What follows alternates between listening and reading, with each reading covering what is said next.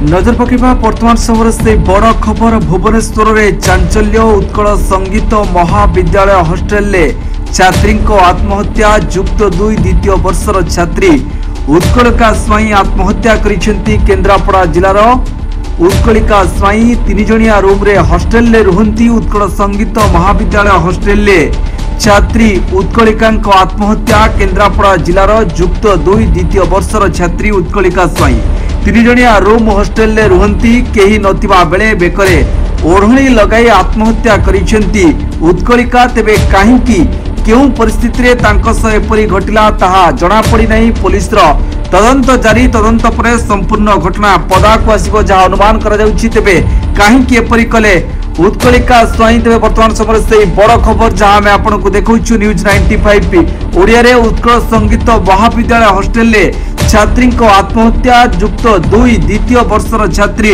उत्कलिका स्वाई बेकरे ओढ़णी लगाई आत्महत्या करिसेंती। केउं परिस्थिति रे तांको सह एपरि घटिला ताहा एबे जणा पड़ी नाही एवं पुलिस रो तदंत जारी। तदंत परे संपूर्ण घटना पदाकु आसीबो जहां अनुमान करा जाउछि। तेबे काहींकी केउं परिस्थिति रे उत्कलिका एमिति कले ताहा बे बड़ प्रश्नवाची सृष्टि होइछि।